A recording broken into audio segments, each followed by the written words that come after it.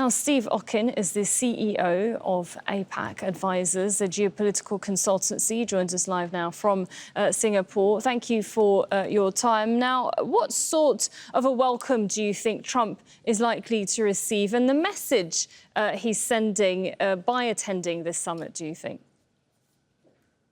Well, I think from the government of Malaysia, he's going to receive a very warm welcome because, look, flattery diplomacy works on Donald Trump. So every country he goes to, he receives flattery from the host government. He'll receive it here in Kuala Lumpur. He'll receive it in Tokyo. He'll receive it in Seoul, as he received it, most recently in London. So he always receives that. The substance is going to be very different. The people on the ground, he's going to be received very differently because of his approach on trade. And so I think that's what you will see. It will be a lot of flattery. The interesting thing to watch is, will there be any substance?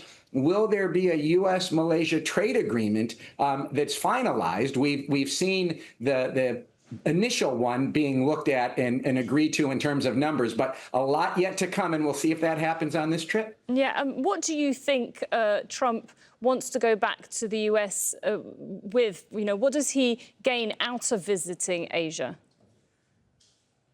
Well, he has a bilateral approach to foreign policy. He doesn't believe in multilateralism. The whole underpinning of an America First trade policy is that the U.S. is the biggest, strongest market, and that when it deals with countries one-on-one, it will always get the best possible deal because it has the most leverage. It's using that leverage against the countries in Southeast Asia. So Donald Trump isn't going to have any talks with ASEAN, but he will certainly have talks with Malaysia as a country. He may have talks with Brazil while he's there, since the leader of Brazil will be in Kuala Lumpur for the summit as well. And so what we want to watch is, are we going to see a trade agreement in which Malaysia commits to buying $150 billion worth of goods from the United States to lower its trade surplus? Will we see Malaysia agree to some type of restriction on Chinese goods coming to Malaysia before being exported to the U.S. as Malaysian goods? And if there is an agreement on transshipments, and what is a new definition of transshipments,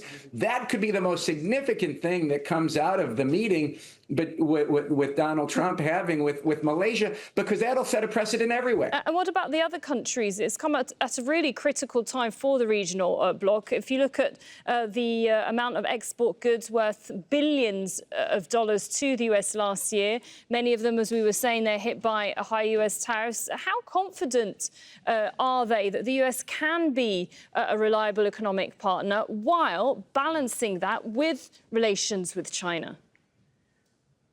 I mean, you can't rely on anything like you used to rely on. And, and as we heard in the earlier report, Malaysia has to have access to the U.S. market, even with a tariff rate of 19%, because there is no consumer like the U.S. consumer. So you saw the ASEAN members agree to this geoeconomics task force where they will work together to coordinate position and approaches on ASEAN economic integration and global value chains. But you know what? While they're doing that, they're still cutting their own bilateral deals with the U.S. They're still committing to buy even more from the United States, which means they'll buy less from each other. So Donald Trump may be bringing ASEAN together in some way, but in other ways, he's fracturing ASEAN even more than it had been to begin with.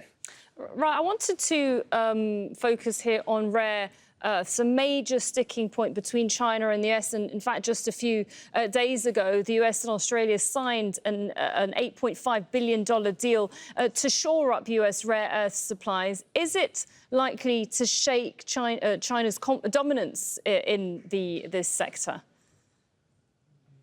Not for years. I mean, rare earths aren't that rare. Rare earths are pretty much everywhere. It's the processing of the earths that is rare and is very hard and dirty and difficult to do. And that's where China dominates on rare earths. There are plenty of countries that have rare earths. Malaysia is one, and Malaysia is maybe the largest outside processing outside of China in a single location. So the United States is going to be looking to have some type of coalition amongst Malaysia, Australia, Indonesia, maybe, Canada, maybe, when it comes to rare earths. But this is years and years to happen. So the U.S. and China have to come, from a U.S. perspective, they have to come come to some agreement on this new regime that China has put in place that makes the export and use of rare earth very burdensome.